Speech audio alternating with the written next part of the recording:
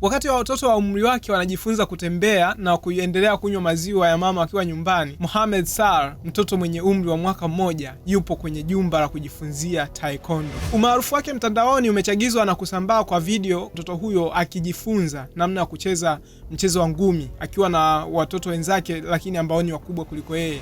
Mitandao imempatia majina mengi. Kuna wanaomuita the smallest fighter on the internet, kwamba ndio mpiganaji mdogo kabisa kwenye internet kwa sasa. Wengine wakisema ni tiniest martial artist. Lakini kuna wanaosema kwamba anaweza kuwa ndio mbeba mikoba mpya wa Bruce Lee. Ukipita kwenye bio yake ameandika ni taekwondo and football. Anapenda mchezo wa ngumi lakini pia mpira wa miguu. Na akaunti yake inakuwa kwa kasi sana kulingana na namna ambavyo clip zake zinaendelea kusambaa mtandaoni. Kinachovutia zaidi ni kwamba baadhi ya clip zake zinamuonesha akiwa kwenye jumba la kupigania au jumba la mazoezi, lakini akiendelea pia kunywa maziwa kama inavyompasa kufanya. Kwa upande wako vipi? Unaweza kumruhusu mtoto wako akajifunza michezo hiyo katika umri huo?